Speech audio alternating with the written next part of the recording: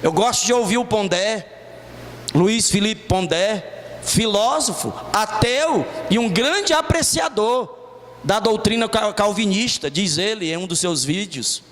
Ele diz: se existe um Deus, esse Deus se parece muito com o que os calvinistas dizem. É um Deus que tem sim o direito de escolher os seus filhos, a sua família. É interessante um ateu dizer isso, mas observemos, meus irmãos, que tanto os epicureus como os estoicos, eles estavam errados. Se por um lado os epicureus diziam aproveite a vida, os estoicos diziam aguente a vida. Não tinha solução, nem para um lado e nem para o outro. E Paulo foi levado ao Areópago e perguntaram para Paulo, verso 19, que nova doutrina é essa que tu ensina? Levaram Paulo para o tribunal, para uma espécie de assembleia legislativa de Atenas, aonde o Areópago era conhecido também como a colina de Áries, o deus da guerra. Era lá em que eram julgadas as causas.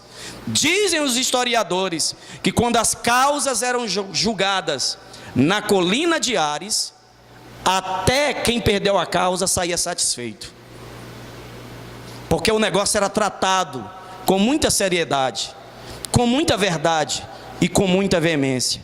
E Paulo é levado a este lugar, e Paulo vai falar a eles sobre o Deus desconhecido.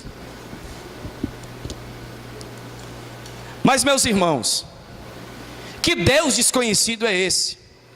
Observe que do verso 22 ao verso 23, Paulo vai dizer que quando ele passava pela cidade e olhando para os objetos de culto dos atenienses, ele viu um altar dedicado ao Deus desconhecido. E Paulo, meus irmãos, ele era um homem versado na cultura da sua época. Paulo sabia a história daquele altar. Quem construiu aquele altar? Qual a origem daquele altar? Um homem chamado Epimênides, do ano 600 a.C. Ele, natural da cidade de Knossos, da ilha de Creta. Houve uma grande praga em Atenas, e ninguém, nenhum deus conseguiu reprimir ou cessar aquela praga. Mandaram chamar Epimênides, e Epimênides acreditava na existência de um outro Deus que ninguém conhecia. E ele levanta altares em Atenas, baseado em 3 pressupostos. Primeiro, ele disse: existe um outro Deus, cujo nome nós não conhecemos. Segundo, esse Deus é bastante poderoso e bondoso para fazer alguma coisa por nós. Terceiro, qualquer Deus, grande e bondoso, também é poderoso e misericordioso para nos favorecer na nossa ignorância. E ele fez, e diz a história que a praga cessou. O Deus único e verdadeiro de Israel aceitou o sacrifício dos atenienses, ainda que não o conhecendo. E Paulo agora está diante daquela civilização, dos cidadãos atenienses, diante do altar, e Paulo vai dizer: é sobre esse Deus que eu falo. E Paulo vai dizer quem é esse Deus. Algumas verdades que Paulo falou sobre esse Deus. Primeiro, ele é o Deus criador. Paulo diz no verso 24: o Deus que fez o mundo e o que nele existe. E Paulo vai encerrar o verso 24 dizendo: sendo ele Senhor do céu e da terra, o Deus que eu anuncio, o Deus a quem eu prego, ele é criador, sustentador e é dono de tudo quanto ele cria. Olha que coisa maravilhosa a pregação de Paulo. Paulo se utiliza de uma premissa entreaberta do pensamento filosófico de uma cultura que ainda não conhecia o Evangelho. Que coisa maravilhosa. Segunda coisa que Paulo vai falar acerca desse Deus: Verso 25: nem é servido por mão humana, como se de alguma coisa ele precisasse, pois ele mesmo é quem dá a vida e a respiração e tudo mais.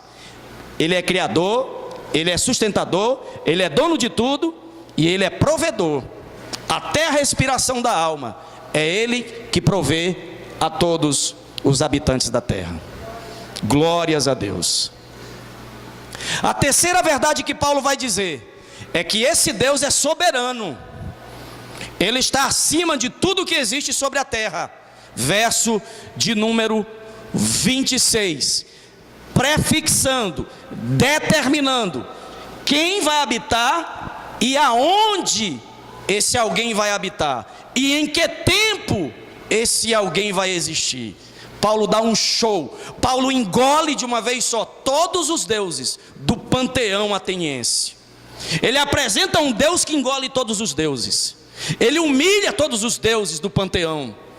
E meus irmãos, historicamente, depois que Paulo passa em Atenas, os deuses da mitologia grega, eles naufragaram, eles ruíram, eles deixaram de ser adorados, eles foram destruídos, porque lá passou um pregador do Evangelho de nosso Senhor e Salvador Jesus Cristo, o Rei dos Reis e o Senhor dos Senhores. Paulo também vai dizer uma outra verdade desse Deus, verso 27, ele é um Deus que se revela.